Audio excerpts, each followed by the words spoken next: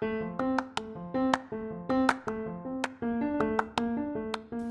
guys, welcome back to my show. Today is finally an episode where I'm doing a writing topic instead of like doing an author or doing a book talk or something like that. It's been a while since I've done this, so I'm super excited. In fact, this topic which we're gonna be talking about today is a literary device, which is my favorite, and it's called the oxymoron. So we're gonna be discussing that. Also, I have a couple of announcements before I actually begin talking about the oxymoron. Here it goes. So, pretty soon I'll be reaching the grand 100 episodes for my show, and to celebrate that, I'm gonna be looking for people or readers, writers, anyone who's interested on having their voice presented in that episode. So I'll be taking snippets of their voices, telling them what their favorite episode was in the show and why they liked it, and or they could be answering maybe what episode they want to see in the future. So to take part in this and to have a chance to be part of this opportunity, you can send me a voice message at anchor.fm/Anika674 and click on the up right corner. It's like a thing where you can send me a voice message. For that, you might have to create an account with Anchor, but trust me, it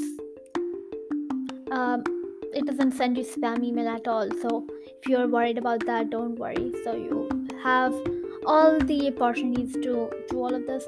This is not the only special thing I'm going to be doing for the 100th episode. I'll be also taking other requests, like you could be like telling me what I did well, what I didn't do well, or it could be like again suggestions for future episodes, maybe authors you want to hear about, or authors you want me to interview, or maybe you have like, I don't know, book talk suggestions, like books you want me to talk about or read or anything. Basically, you can just share whatever you want pertaining to the show, and I'll see and try my best to put them up on the episode.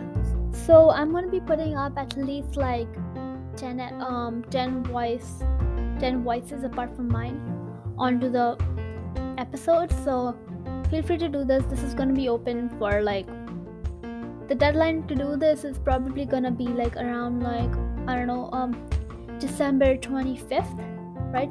25th is a Christmas.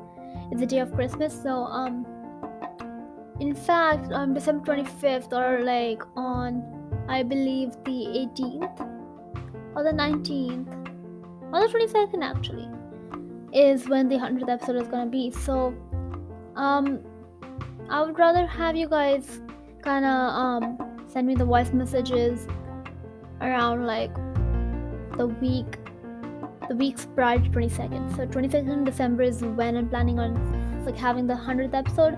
And if like I do not get them for whatever reason, I'll definitely be just like talking about the accomplishments and milestones achieved. So anyways, I'll be sending you like a few details in the show notes. You can definitely go over that and see whether you want to do something like this.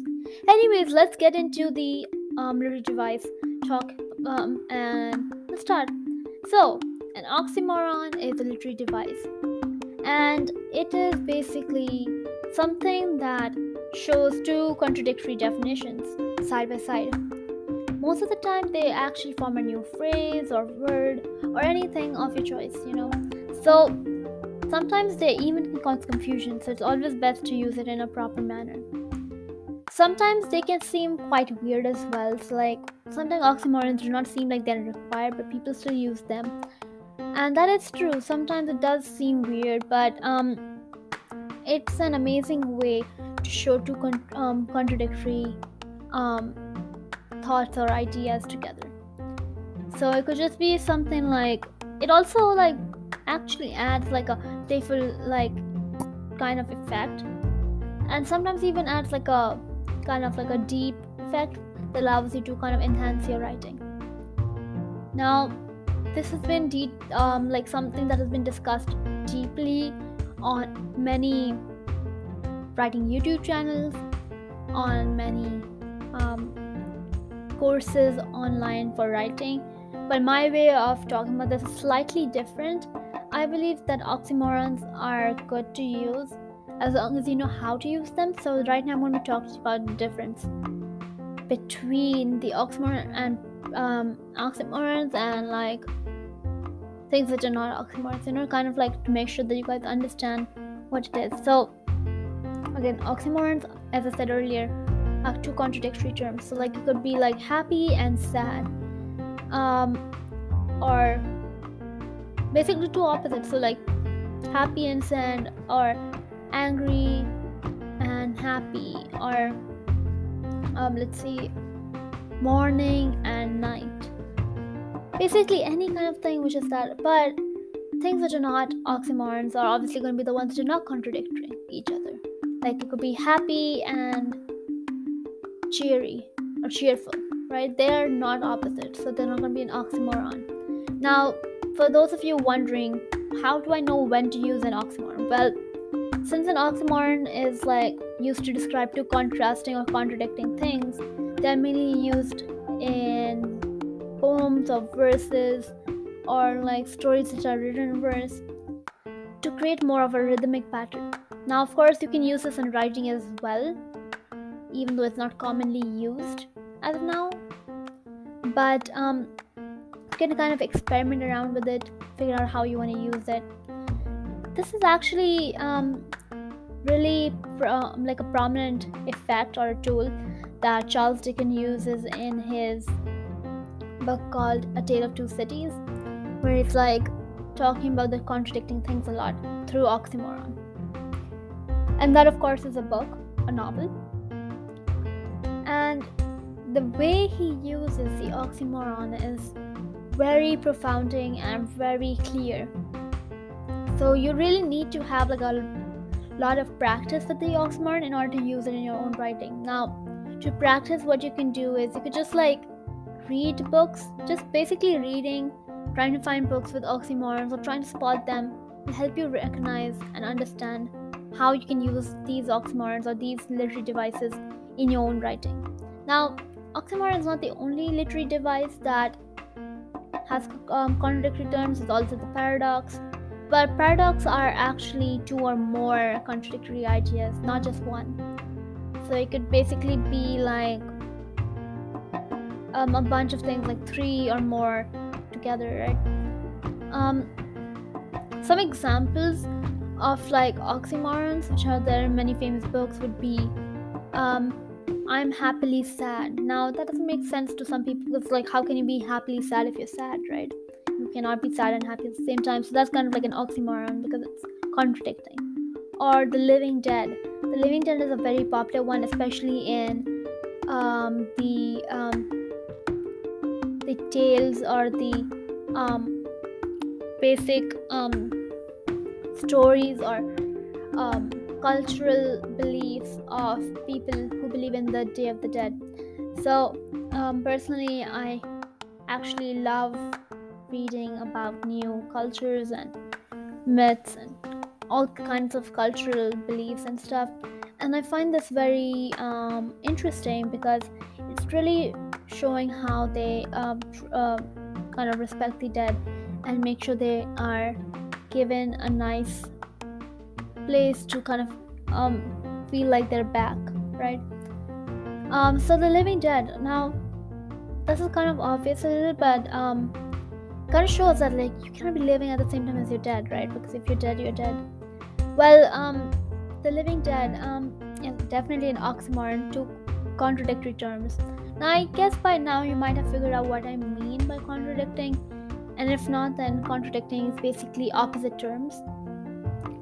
And I already gave a few examples, so you can look at that.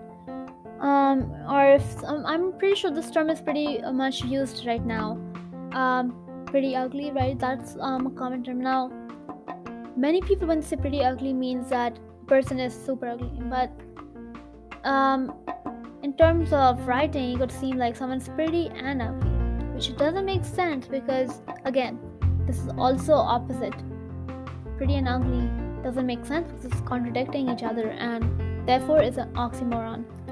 Now, since it's an oxymoron, it can also add, like, again, as I said earlier, it reveals like a playful and dramatic tone. Not only that, it can also sometimes reveal like bigger themes or meanings behind things. It could reveal like an object or a character's thoughts or their existence and why they do what they do. Some last few examples would be in Romeo and Juliet. Romeo and Juliet has a bunch of oxymorons. Or like they have like oh loving hate or anything, nothing, a bunch of things. There's also the Call of the Wild, with a bunch of like oxymorons. There's also like Catcher in the Rye. If you guys have read that, that's one of them. There are also many movies that have oxymorons, although it's kind of hard to spot them when you do not really know what they are. So I really hope that you guys understood what oxymorons are and kind of understood how you can use them in your writing. So yeah guys, this is the end of the episode. I hope you all learned something new, and I'll see you all next week. Have a great time, keep reading and keep writing. Bye guys.